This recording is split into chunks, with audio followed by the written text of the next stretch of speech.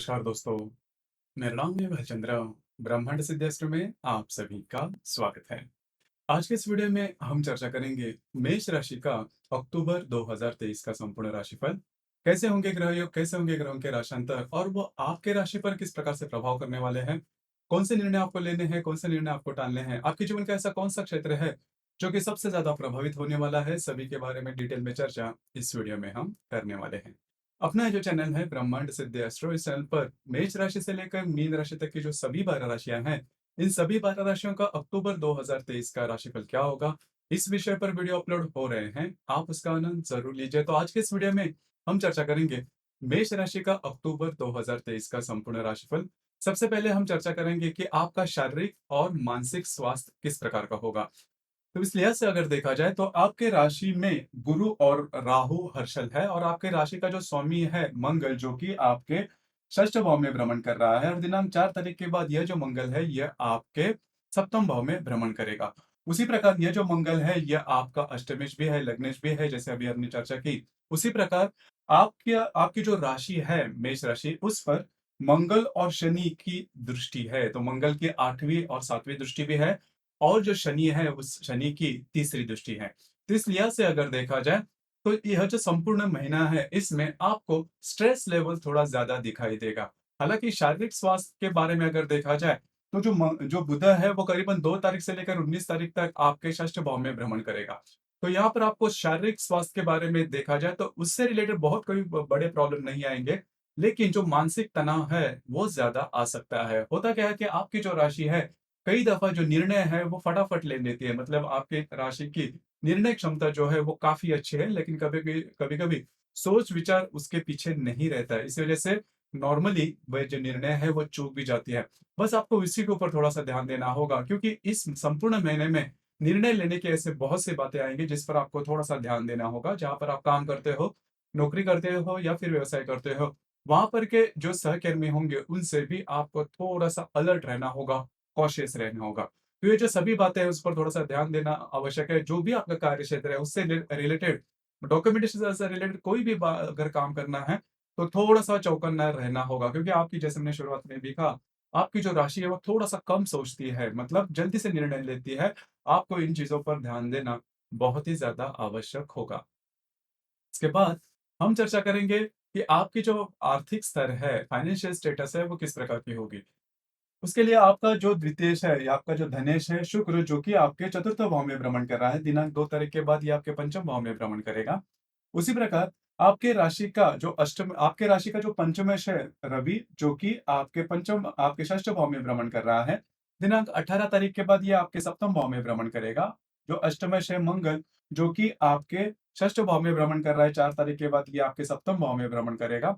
और आपके राशि का जो लाभेश है शनि, जो कि वक्री चल रहा है। तो 2, 5, 8, 11, यह जो राशियां है या फिर ये जो स्थान है, इस स्थान के जो स्वामी है वो काफी महत्वपूर्ण हो जाते हैं। तो यहाँ पर कुल मिला के देखा जाए तो 2-3 बातें हैं, उस पर थोड़ा सा ध्यान देना आवश्यक है। जो भी आपकी इनकम रहेगी हर महीने की, हर किसी व्यक्ति की एक फिक्स इनकम रहती है, वो तो आपको मिलती रहेगी। उसमें किसी भी प्रकार के बड़े प्रॉब्लम आपको देखने नहीं मिलेंगे, जो कि काफी अच्छी बात होगी। लेकिन अगर आप शेयर मार्केट में ट्रेड करते हो तो सोच समझ कर काम करना काफी ज्यादा आवश्यक होगा, क्योंकि करीबन इस महीने के फर्स्ट जो वीक है, मतलब पहले 5-7-8 दिन है फर्स्ट वीक में, किसी भी प्रकार के बड़े ट्रेड नहीं करना, उसमें आप फंस सकते हो। हालांकि इसके संदर्भ में आपने अनुभव पिछले महीने में भी किया होगा कि अगर आप शेयर मार्केट में ट्रेड करते हो और अगर आपने कोई बड़ी रिस्क लेके कोई इन्वेस्टमेंट की है तो उसका खामियाजा भी आपने भुगता होगा। बस आपको इसी के ऊपर थोड़ा सा ध्यान देना होगा।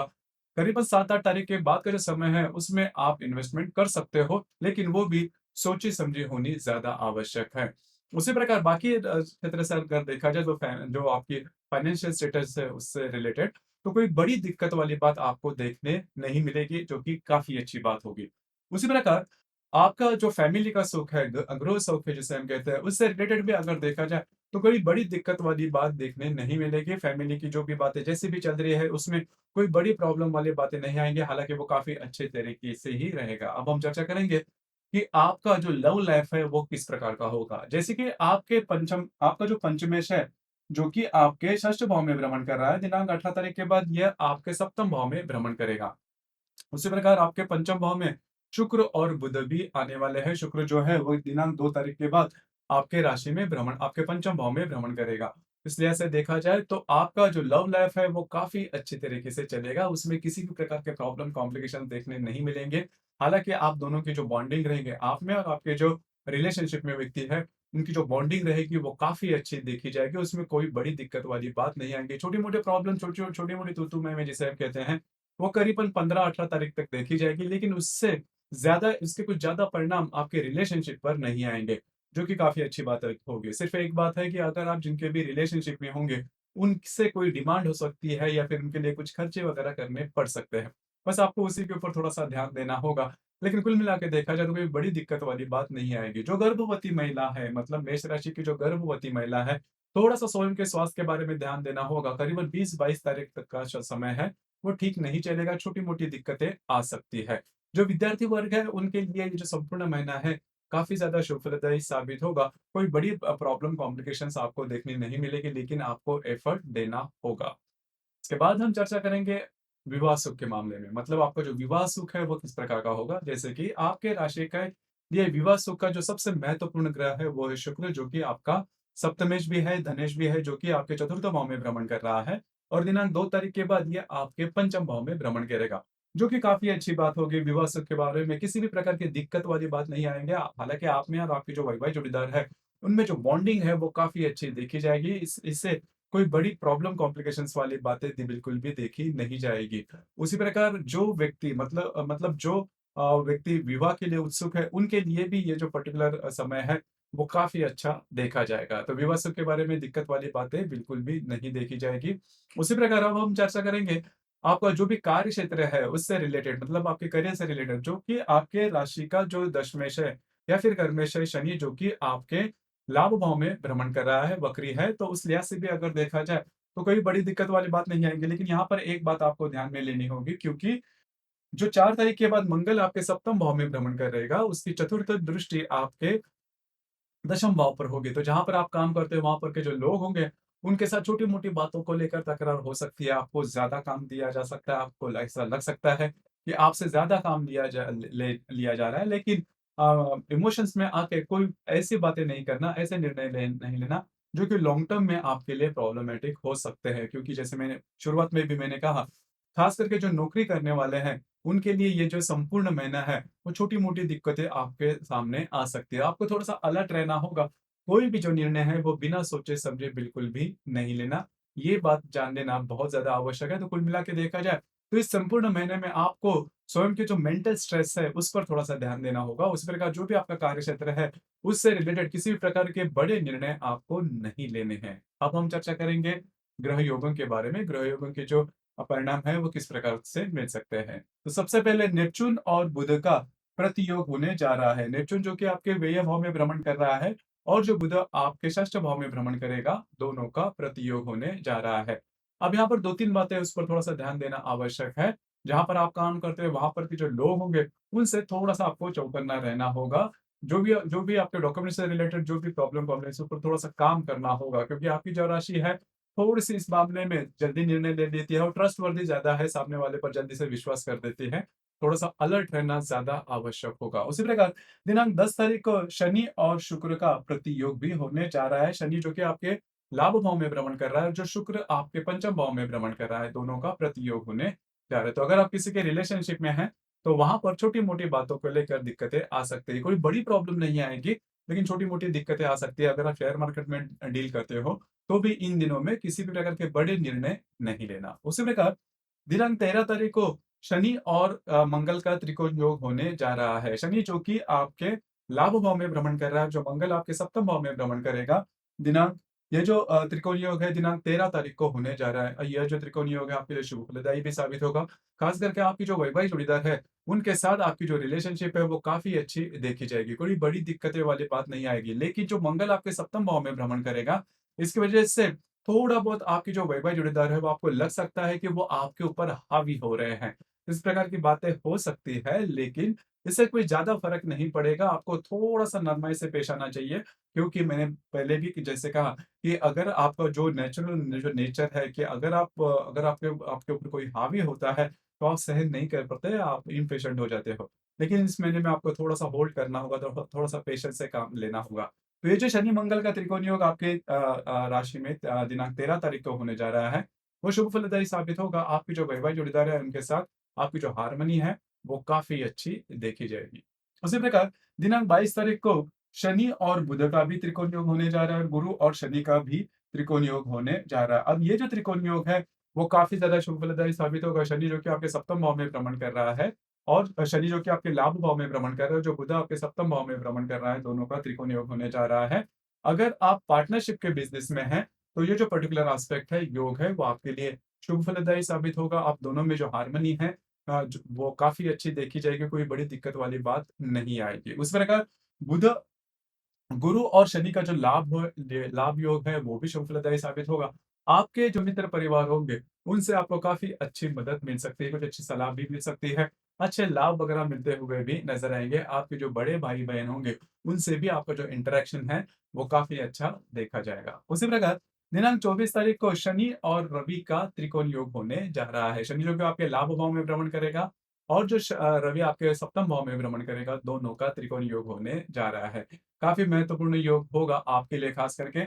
अगर आप शेयर मार्केट में ट्रेड करते हो तो कुछ अच्छे लाभ वगैरह मिलते हुए नज़र आएँगे। उसी प्रकार अगर आप मल्टीपल सोर्सेज़ ऑफ इनकम के बारे में सोच रहे हो, कुछ नया सोच रहे हो इनकम के बारे में, तो उससे रिलेटेड कुछ अच्छे अपॉर्च्युनिटी वगैरह आपको मिल सकती है, जो कि आपके लिए पॉजिटिव साबित हो सकती है। तो ये जो त्रिकोण योग है, वो भी आपके लिए शुभ फलदायी साबित होगा। उसी प्रकार दिनांक 28 तारीख को गुरु और मंगल का प्रतियोग होने जा रहा है। मंगल जो कि आपके सप्तम भाव में भ्रमण करेगा और जो गुरु आपके राशि में भ्रमण कर रहा है, दोनों का प्रतियोग होने जा रहा है। तो जैसे मैंने अभी शुरुआत में कहा कि आपके जो वैवाहिक जोड़ीदार है, वो आपके ऊपर हावी हो रहे हैं। इस प्रकार के कोई अनुभव आपको आ सकते हैं, इस प्रकार के कोई विचार आपके मन में आ सकते हैं। तो उसी के लेके थोड़ी बहुत दिक्कतें, थोड़ी बहुत तू-तू मैं करीबन 28 तारीख के आस-पास आपको दिखाई दे सकते हैं। तो थोड़ा-सा पेशेंस से काम लेना आवश्यक है। आपको स्वयं के स्वास्थ्य के बारे में भी ध्यान देना आवश्यक होगा। उसी प्रकार दिनांक 29 तारीख को मंगल और बुध की युति होने जा रही है और शुक्र और बुध का प्रतियोग भी होने जा रहा है। तो सप्तम भाव में जो मंगल और बुध की युति होगी, यहाँ पर आप में और आपके जो वैवाहिक जोड़ीदार है, बातें जो है वो जो तू-तू मैं-मैं वाली जो बात रहेगी, वो थोड़ी और ज़्यादा बढ़ सकती है। आपको बहुत ज़्यादा ध्यान देना होगा। अगर आप देखोगे कि आपके इस महीने में आपके षष्ठ भाव में काफ़ी ज़्यादा ग्रह भ्रमण कर रहे हैं और कई जो ग्रह है वो आपके सप्तम भाव में भी भ्रमण करेंगे। तो जो भी आपका कार्य क्षेत्र है, उससे रिलेटेड मेंटल स्ट्रेस जैसे मैंने शुरुआत में कहा, उसी प्रकार विवाह सुख में ये जो ग्रहों का जो भ्रमण रहेंगे, वो थोड़े बहुत बाधा ला सकते हैं। थोड़ा-सा चौकन्ना रहना होगा। उसी प्रकार दिनांक 31 तारीख को शुक्र और हर्षल का त्रिकोण योग होने जा रहा है। हर्षल जो कि आपके राशि में भ्रमण कर रहा है, जो शुक्र आपके पंचम भाव में भ्रमण कर रहा है, दोनों का त्रिकोण योग होने जा रहा है। बहुत ही अच्छा शुभ फलदायी योग होगा, खास करके जो व्यक्ति विवाह करना चाहते हैं, उनके लिए काफ़ी महत्वपूर्ण होगा। उसी प्रकार अगर आप नई रिलेशनशिप बनाना चाहते हो, तो भी कुछ अच्छे अपॉर्च्युनिटी इन दिनों में आपको मिल सकते हैं। अगर आप शेयर मार्केट में ट्रेड करते हो, तो अनएक्सपेक्टेडली कुछ अच्छे लाभ वगैरह मिल सकते हैं, कुछ अच्छी इन्वेस्टमेंट आपकी हो सकती है। तो शुक्र हर्षल का जो त्रिकोणीय दिनांक 31 तारीख को होने जा रहा है, बहुत ही ज़्यादा शुभ फलदायी साबित होगा। उसी प्रकार इस महीने की जो अमावस है, वो 24 तारीख को है और जो पूर्णिमा है, वो 28 तारीख को है। पूर्णिमा और अमावस के दिन किसी भी प्रकार के बड़े निर्णय नहीं लेना, क्योंकि हमारी जो भावनाएँ हैं, वो काफ़ी ज़्यादा तीव्रतम हो जाती है। रविचंद्र का जो आकर्षण होता है पृथ्वी के प्रति, वो काफ़ी ज़्यादा पाया जाता है इस वजह से। बस यही बात है, आपको 2-3 बातें हैं, 2 जो बातें हैं उस पर थोड़ा-सा ध्यान देना होगा। आपका जो मेंटल जो बैलेंस है, आपकी जो मानसिक स्थिति है, उस पर थोड़ा-सा काम करना होगा, थोड़ा-सा पेशेंस लेना होगा। उसी प्रकार अगर आप विवाहित हो, तो आपके जो वैवाहिक जोड़ीदार है, उनके साथ आपकी जो इंटरेक्शन है, वो कायम रहनी चाहिए, काफ़ी महत्वपूर्ण होगा। जहाँ पर आप काम करते हैं, वहाँ पर भी आपको लग सकता है कि जो लोग हैं, वो आपके ऊपर थोड़ा-सा ज़्यादा हावी हो रहे हैं।